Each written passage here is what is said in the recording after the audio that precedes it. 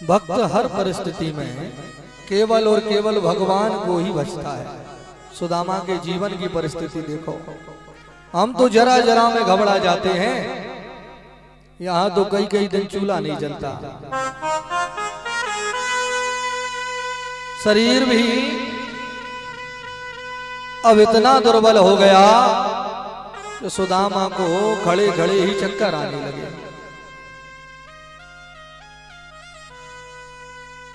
जब भक्त परेशान हो जाता है तो फिर भगवान ही कृपा करते हैं।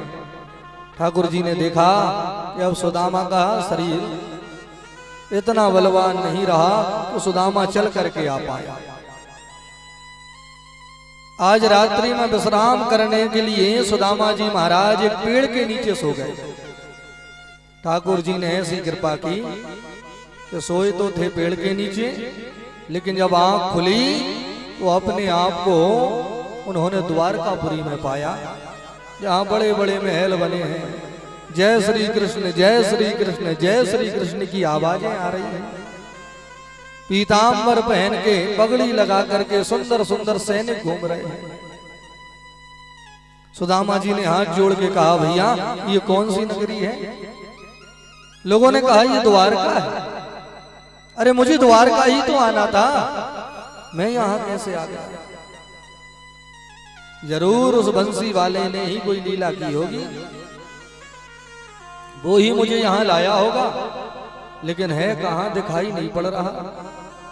लोगों से कहा, भैया मुझे द्वारकाधीश से मिलना है, वो कहां रहते हैं? लोगों ने कहा, ये बड़े बड़े महल देख रहे हो, ये उन्हीं के हैं, थोड़े आगे जाओ दरवाजा मिल जाएगा। क्योंकि सुदामा जी ने प्रातः से ही चलना प्रारंभ कर दिया था, लेकिन शरीर में सामर्थ्य नहीं था, तो चलते चलते दोपहर में जाकर के दरवाजे पर पहुंच पाए। 4 द्वारपाल दरवाजे पर खड़े थे। द्वारपालों से कहा, भैया हम कन्हैया के मित्र हैं, हम उन्हीं से मिलने आए हैं, हमारा नाम सुदामा है, आप एक बार कन्हैया से हमें मिलवा दो, हम मिलके तुरंत चले जाएंगे। द्वारपालों ने कहा कि आपको देख करके हमें कोई आश्चर्य नहीं लग रहा, क्योंकि हमारे प्रभु के तो आपके ही जैसे ज्यादा मित्र होते हैं, जिनको दुनिया में कोई ना पूछे वो आपको ही अपना मित्र बनाते हैं। ऐसे हमारे प्रभु। दीनों का दुनिया में कौन होता है मेरे भाई बहन? दीनों के तो वह दीनानाथ दीन बंधु भगवान ही होते हैं। ये दुनिया के लोग भी दीनों से अपना मुंह फेर लेते हैं। कोई गरीब आदमी है तो लोग उसे कर्जा तक नहीं देते, ये कहां से चुकाएगा, कहां से लौटाएगा, हमने इसे दिया तो हमारा सब डूब जाएगा। रिश्तेदार नातेदार भी अपना संबंध तोड़ लेते हैं। तो कोई धनवान हुआ तो नए नए रिश्तेदार प्रकट हो जाते हैं, न जाने कहां से घुमा फिरा करके रिश्ता जोड़ लेंगे। और गरीब आदमी का तो कोई सगा भी होगा तो मुंह मोड़ लेगा।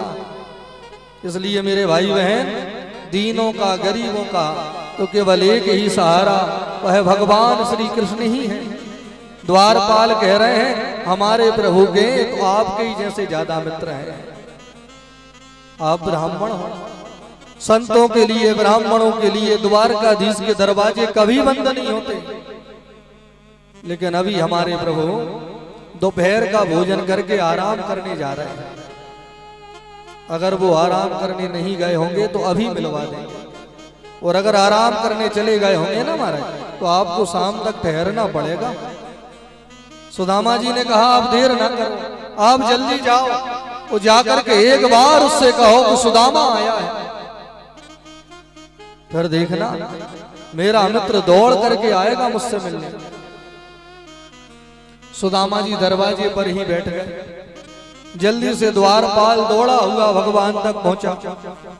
कन्हैया दोपहर का भोजन करके आराम करने जा ही रहे थे, इतने में ही ये द्वारपाल पहुंच गया। द्वारकाधीश की जय हो।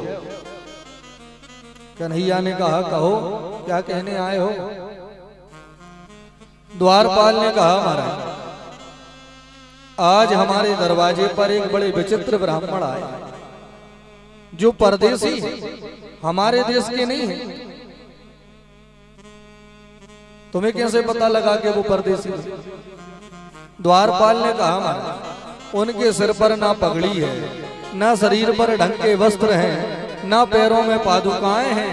इतना गरीब हमारे राज्य में तो कोई नहीं है, इसलिए वो बाहर से आए। वो अपने आप को आपका मित्र कह रहे हैं। मेरे मित्र हैं? मित्र सुनते ही भगवान को एक झटका सा लगा। कन्हैया ने तुरंत कहा कौन है, कहां से आए हैं, उनका नाम क्या है? मेरे मित्र हैं, क्या नाम है उनका? द्वारपाल हड़बड़ाया। वो हड़बड़ाते हुए कहा महाराज वो तो बार बार आपके ही बारे में पूछ रहे हैं। जब हमने उनसे उनका नाम पूछा तो उन्होंने अपना नाम सुदामा बताया है। सुदामा, सुदामा आया है। सुदामा सुनते ही एक झटके में खड़े भये, सिर का मुकुट ढड़क के जमीन पर गिर पड़ा। दौड़ना प्रारंभ कर दिया कन्हैया ने। मेरा मित्र आया है, सुदामा आया है। सुदामा सुदामा कहते हुए भगवान भाग रहे हैं दरवाजे की ओर। रास्ते में कोई सैनिक आ जाता है, टकरा जाता है, गिरते हैं, उठते हैं, फिर दौड़ने लगते हैं। मेरा मित्र मुझसे नंगे पैर मिलने आया है तो भगवान ने भी चरणों में पादुकाएं नहीं पहनी। हमारे प्रभु जो जगत के मालिक हैं, जो अनंत ब्रह्मांडों के मालिक हैं, आज सुदामा से मिलने के लिए भगवान नंगे पैर ही दौड़ रहे हैं। सुदामा, भगवान की आवाज सुनकर के सुदामा जी भी खड़े हो गए। कन्हैया आ रहा है, मेरा कृष्ण आ रहा है, बिल्कुल नहीं बदला। मुझे भरोसा था दौड़ करके आएगा, देखो दौड़ा हुआ चला आ रहा है। बचपन के मित्र आज बुढ़ापे में आकर के मिल रहे हैं। दोनों की दशा बड़ी विचित्र है। दोनों ओर से प्रेम आंसुओं की धारा झरझर करके बह रही है। भगवान दौड़े दौड़े गए। वो जाकर के सब सैनिकों के सामने कन्हैया ने सुदामा को अपने हृदय से लगा लिया।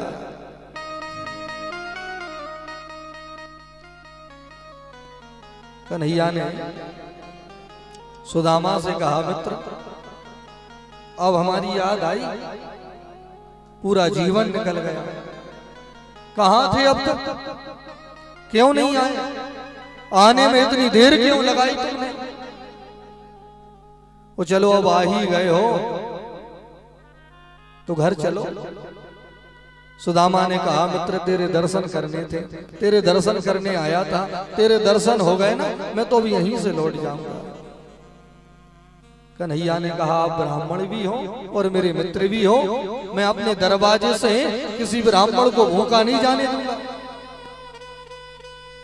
जबरदस्ती भगवान सुदामा को भीतर ले आए। अब देखो कृपा, कितना आदर करते हैं अपने भक्तों का। जिस आसन पर भगवान स्वयं विराजते थे, आज उस आसन पर सुदामा जी को बैठाल दिया। सुदामा के दोनों चरणों को गोपाल जी अपनी गोद में रख करके बैठे हैं। अपने सुंदर पीतांबर से प्रभु सुदामा के चरणों में लगी हुई धूल को साफ कर रहे हैं। धूल को साफ करते करते